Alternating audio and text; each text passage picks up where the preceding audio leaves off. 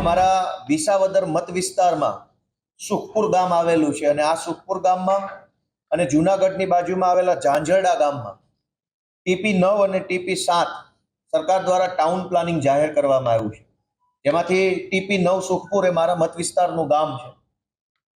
પણ આજે મેં વિધાનસભામાં પ્રશ્ન પૂછ્યો કે આ TP9 અને TP7માં સરકારે ટીપી જાહેર કરીને ખેડૂતોની 40% જમીન મફતના ભાવમાં લઈ લીધી છે. મફતના ભાવમાં એ જમીન સરકાર ખાતે ચડાવી દીધી છે. તો મેં સીધો પ્રશ્ન પૂછ્યો કે આ જમીન 40% સરકાર જે લઈ લે છે એનું કોઈ વળતર ખેડૂતોને ચૂકવું છે કે કેમ? તો સરકારે મને સ્પષ્ટ ના પાડી કે અમે કોઈ વળતર ચૂકવતા નથી.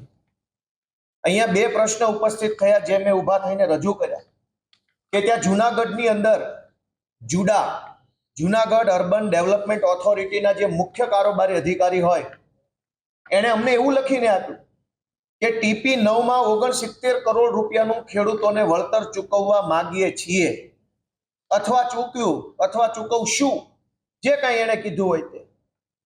જૂનાગઢના સરકારી અધિકારી 69 કરોડ રૂપિયા ચૂકવવાની વાત લખીને સહી સિક્કા સાથે સરકારી કાગળમાં આપે છે. વિધાનસભામાં સરકારે કીધું કે અમે કંઈ ચૂકવતા નથી.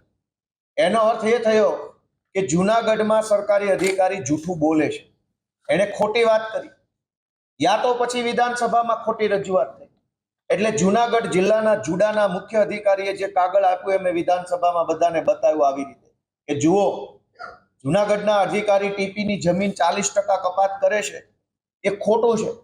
અને હું જ્યારથી ધારાસભ્ય ચૂંટાયો ત્યારથી પહેલા દિવસથી કહેતો આવ્યો છું કે ગુજરાતના કાયદામાં ક્યાંય એવું નથી લખ્યું કે 40% જમીન કપાત કરી લેવી.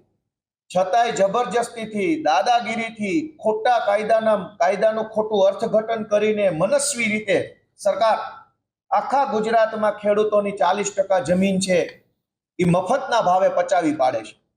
આ ખોટું છે અને વારંવાર મેં રજૂઆત કરી. ગયા સત્રમાં પણ ટીપીમાં જમીનના વળતર બાબતે મારો પ્રશ્ન હતો, આજે પણ છે.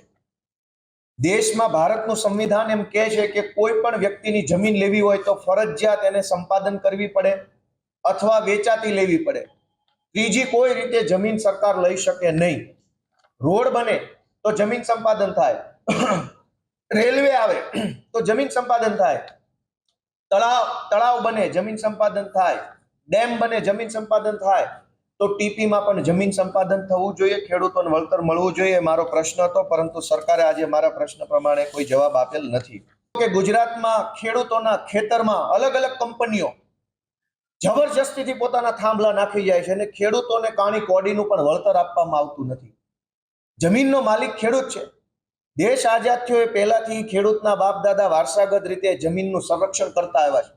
અને આજ કોઈ પણ કંપની આવી પોલીસના સહારે જબરજસ્તીથી થાંભલા નાખી જાય છે તો ખેડૂતને એ થાંભલાનું પૂરેપૂરું વળતર મળવું પડે. માર્કેટ રેટ જે ચાલે છે એ માર્કેટ રેટના 3 ગણા રૂપિયા ખેડૂતને આપવા જોઈએ.